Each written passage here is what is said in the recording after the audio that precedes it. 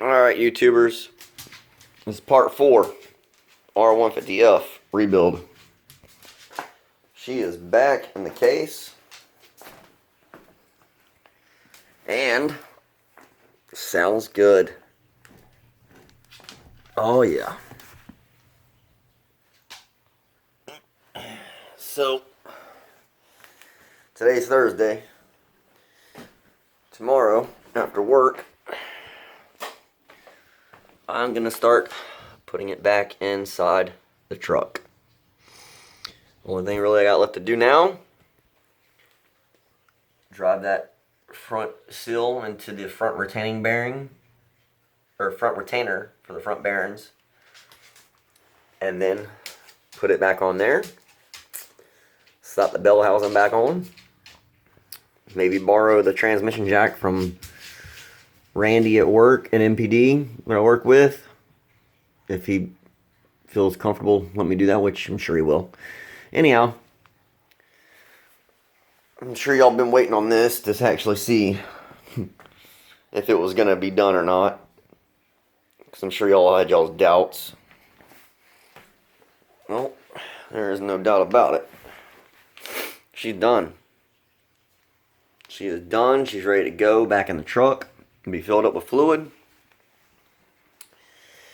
And put it in first gear and go in reverse. No, I'm just joking. But, yeah. That's it. It's back in the case. If y'all have any questions, like I said, I could almost do this shit with my eyes blindfolded after all the time I've spent on this thing. Every problem I've ran into, I've figured out how to fix or cure.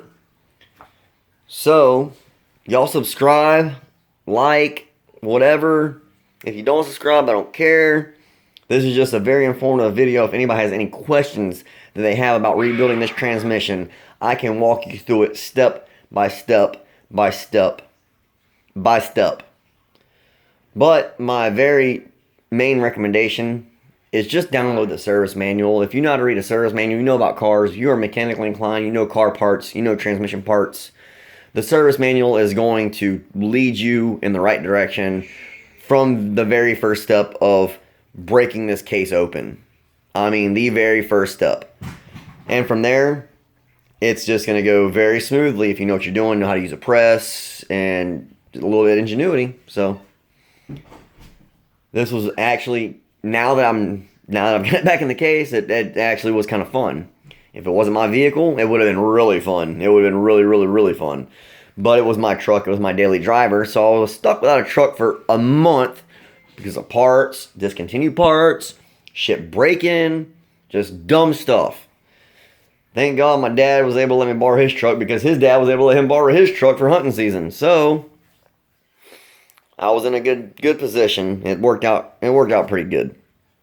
Anyways, I know y'all are gonna like this video. I mean, y'all that have Toyotas anyways and are having problems with your manual transmission. And this is a 4-wheel drive transmission, by the way. It's not a 2-wheel drive, which there is really no difference between the 2-wheel drive and the 4-wheel drive other than the split, the rear casing has the tail shaft on it with the tail shaft seal. Other than that, there's really no difference. From right here back would have been just a 2-wheel drive tail shaft, you know, where your drive shaft goes in. But being this is a 4-wheel drive, right here is where your transfer case is going to mount up. The gasket actually comes with the rebuild kit for the transfer case mounting up to the rear casing where your shifter goes in. The shifter case actually is what it's called. Now, putting the rear case on, I did have a problem because I was a dumbass. I forgot that I actually still had, that dumb screw I put back in there just to be stupid. Had it in there. I had to take that back out. After I'd done that, it went in right nice and smooth. It was a little maneuvering to get the the shift fork or the shift lever into the shift shafts. And it worked out though. Also, this is not Ultra Gray. I did not get Ultra Gray. Ultra Gray may work, but it did not specify whether it was resistant to gear oil or not. Your gear oil will definitely eat through your basic RTV sealant. This is RTV sealant specified just for gear oil, which is used in rear differentials, transfer cases, manual transmissions, anything that requires gear oil. That RTV is used for.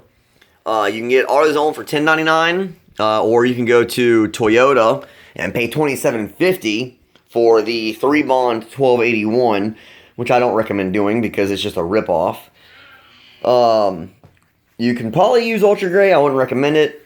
I would just go with the gear oil RTV like I've done here, just to be certain or satisfied that the gear oil is not going to deteriorate the RTV, because it has friction modifiers inside the gear oil, which actually is what deteriorates the RTV. It's not the gear oil, it's the friction modifiers in the gear oil.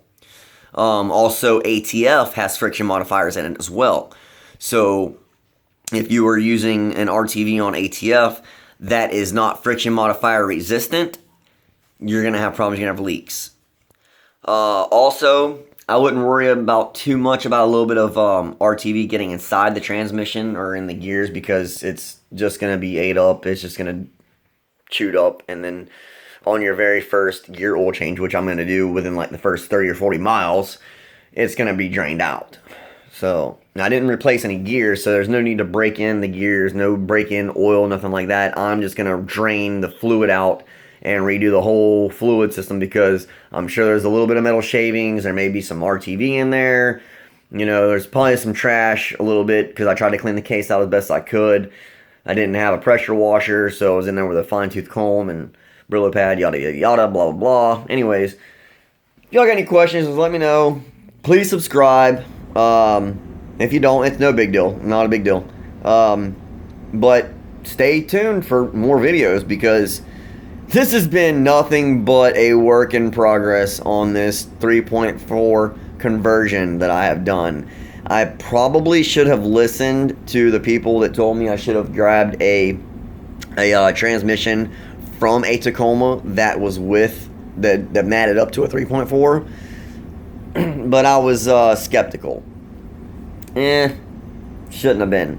In the future, I am probably going to save up the money and buy another transmission to go with the 3.4, just for the simple fact that I drive the piss out of my truck.